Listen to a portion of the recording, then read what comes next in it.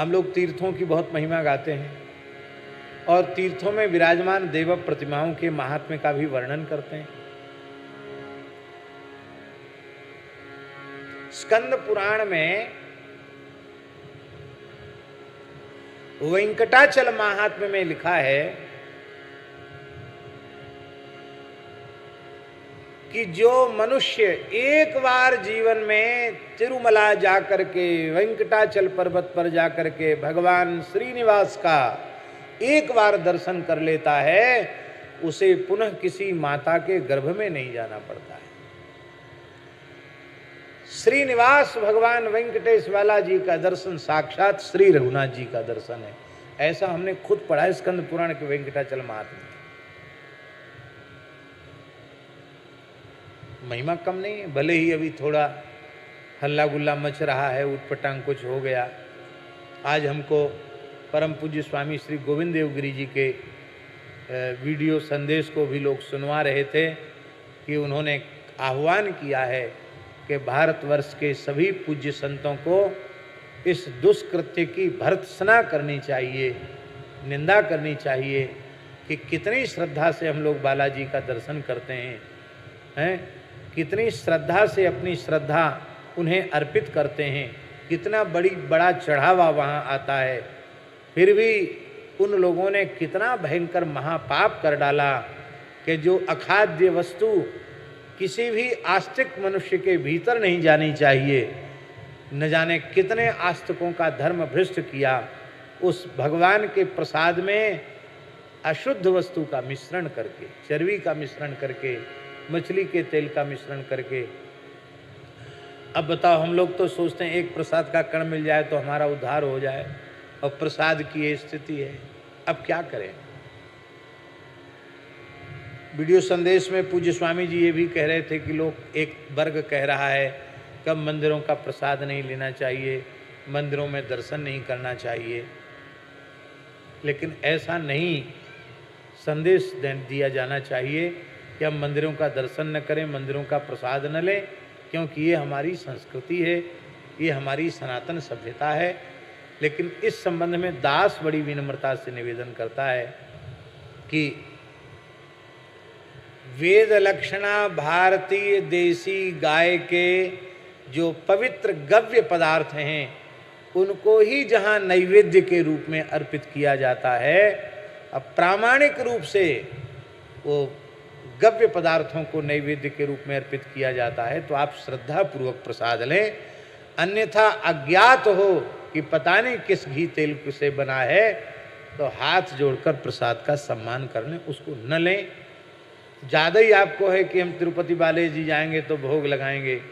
बालाजी इतने करुणामय हैं कि जो कुछ फल फूल लेकर पवित्रता से तुलसी जल पधराकर उनके शिखर का दर्शन करके आप भोग लगाओगे कि हे बालाजी महाराज, इस दीनहीन गरीब की इस वस्तु को स्वीकार करो। जो घोषणा कर रहे हैं पत्रम पुष्पम फलम तोयम यो में भक्त्या प्रयच्छति तदहम भक्त्युपहृतम अश्नामि प्रयतात्मनः, जो भगवान घोषणा कर रहे हैं अण्वप्युपाहृतम भक्तैः प्रेमणा भूर्येव में भवेत् भूर्यप्य भक्तोपहृतम न मे तोषाय कल्पते। कोई कणमात्र वस्तु प्रेम से मुझे अर्पित करता है तो वह मेरे लिए सुमेरु के समान हो जाता है, और बड़ी से बड़ी पर्वत के समान अन्न राशि नैवेद्य के रूप में मुझे अर्पित करता है, पर उसके हृदय में यदि प्रेम नहीं है, भक्ति नहीं है, तो मैं उसे स्वीकार नहीं करता। तो हमारा मानना है कि भगवान श्रीनाथ, भगवान जगन्नाथ, भगवान श्रीनिवास, सभी ठाकुर जी आपके दिए हुए नैवेद्य को भी स्वीकार करेंगे। दूसरे के लिए वह जगन्नाथ जी का, श्रीनाथ जी का, श्रीनिवास जी का प्रसाद भले ही ना हो, पर आपके लिए तो साक्षात भगवान श्रीनिवास का प्रसाद है। पर भगवत मंदिरों में दर्शन करने अवश्य जाना चाहिए।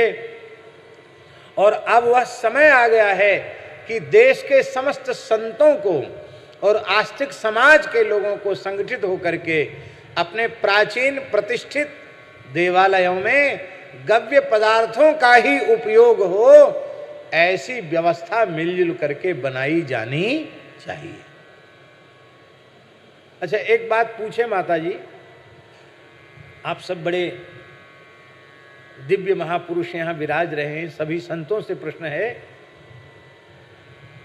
कि अच्छे उत्तम घी जो प्रामाणिक रूप से है, उस घी से नैवेद्य भगवान को बनाया जाएगा, भोग लगाया जाएगा, तो उसमें कुछ राशि अधिक आएगी, उसके निर्माण में उसकी लागत अधिक आएगी, इतना ही तो है ना।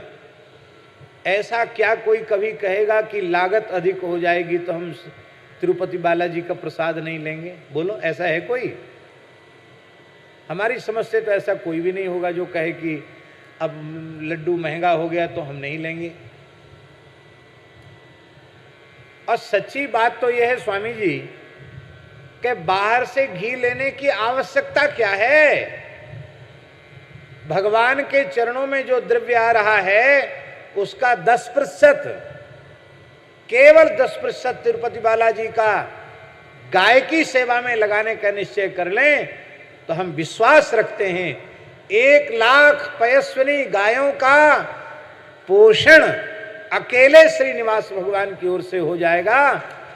और जाने वाले दर्शनार्थी इतनी बड़ी संख्या में गोवंश का दर्शन करेंगे, गो सेवा को देखेंगे, तो आज भी हमारी मिट्टी में वह संस्कार हैं कि लोग ठाकुर जी को भेंट तो करते ही हैं, गो सेवा में भी अपना पवित्र धन अर्पित करेंगे।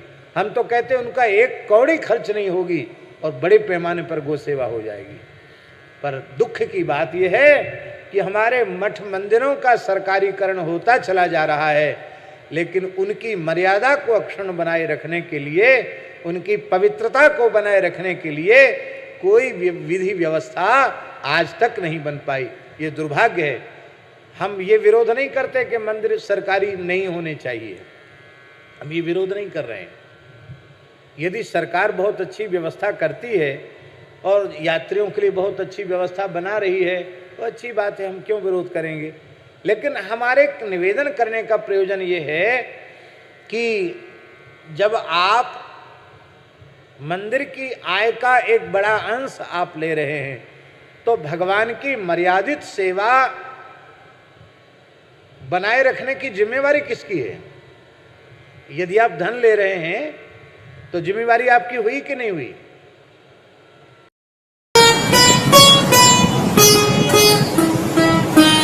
श्री सीताराम प्रतिदिन सत्संग एवं दर्शन के लिए श्री महाराज जी के ऑफिशियल चैनल को जरूर सब्सक्राइब करें।